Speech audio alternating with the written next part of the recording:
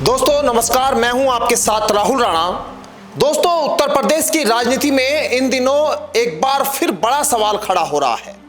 सवाल यही कि क्या पश्चिम बंगाल के चुनाव के बाद योगी सरकार में बड़ा मंत्रिमंडल विस्तार होने जा रहा है, और सवाल यह भी कि क्या यह सिर्फ एक मंत्री बढ़ाने की कवायद है या फिर 2027 विधानसभा चुनाव की कोई रणनीति है। दरअसल लखनऊ से लेकर दिल्ली तक बैठकों का दौर इन दिनों तेज है और सियासी गलियारों में चर्चा है कि भाजपा अब चुनावी समीकरण साधने के लिए बड़ा दांव खेलने जा रही है। सूत्रों के मुताबिक मुख्यमंत्री योगी आदित्यनाथ की सरकार में लंबे समय से कैबिनेट विस्तार की जो चर्चा है वो चली रही है, लेकिन अब संकेत जो मिल रहे हैं कि पश्चिम बंगाल चुनाव के बाद उत्तर प्रदेश में बड़ा राजनीतिक फेरबदल होने जा रहा है। इस फेरबदल में सिर्फ मंत्री जोड़ने की प्रक्रिया नहीं बल्कि 2027 विधानसभा चुनाव की जो चुनावी बिसात है वो दिखाई देगी। कुछ मीडिया रिपोर्ट्स में तो 10 जून का समय दिया गया है। राजनीतिक जानकारों का मानना है कि भाजपा अब जातीय और क्षेत्रीय संतुलन के जरिए अपनी जमीन को मजबूत करना चाहती है। पिछले कुछ दिनों में लखनऊ से दिल्ली तक कई महत्वपूर्ण बैठकें हुई है। बताया जा रहा है कि नरेंद्र मोदी और अमित शाह और संगठन के वरिष्ठ नेताओं के साथ यूपी की राजनीति स्थिति पर मंथन जारी है।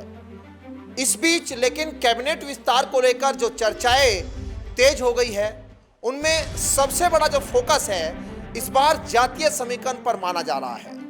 वैसे तो चुनाव से पहले जातियों की बात होती है दोस्तों, लेकिन इस बार जो ब्राह्मण प्रतिनिधित्व को लेकर बात हो रही है कि भाजपा कोई गलत संदेश नहीं देना चाहती। फिलहाल ब्रजेश पाठक का जो बड़ा ब्राह्मण चेहरा जिसको कह सकते हैं आप, लेकिन नए ब्राह्मण चेहरों को मौका मिलने की जो अटकलें हैं वो इस मंत्रिमंडल विस्तार में की जा रही है। दूसरी तरफ दलित और ओबीसी समीकरण भी भाजपा की रणनीति का अहम हिस्सा है। आपको याद है समाजवादी पार्टी लगातार पीडीए, पिछड़ा, दलित और अल्पसंख्यक की राजनीति को मजबूत कर रही है।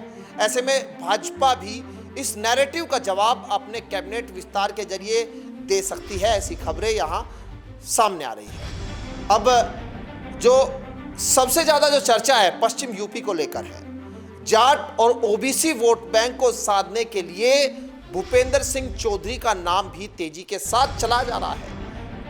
पश्चिम उत्तर प्रदेश जो 2027 चुनाव के लिहाज से बेहद अहम है, ऐसे में कैबिनेट विस्तार के जरिए भाजपा यहां पर बड़ा राजनीतिक संकेत दे सकती है।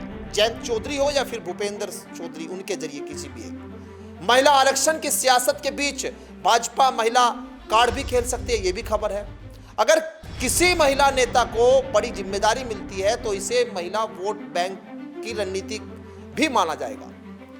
अब सबसे बड़ा जो सवाल है वो यही है, क्या योगी कैबिनेट विस्तार 2027 का एक टेलर साबित होगा?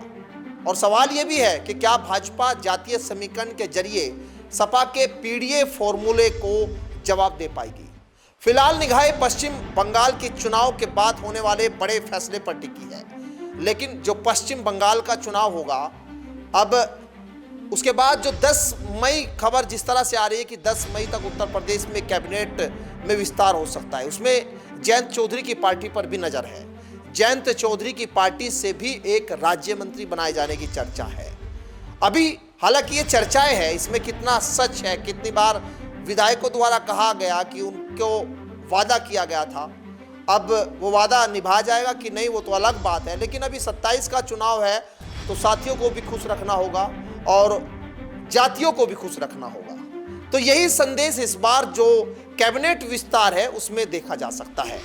लेकिन अब कैबिनेट विस्तार में बीजेपी कौन सी अब रणनीति अपनाती है, किस तरह जो है यहाँ पर जातियों का तालमेल बैठाती है और किस तरह से यहाँ पर जो लोग कैबिनेट में शामिल किए जाएंगे उनको लेकर जो चर्चाएं, नाम अभी तक आ रहे हैं, जिस तरह से दलित नेता की बात हो रही है, बात ब्राह्मण नेता की हो रही है।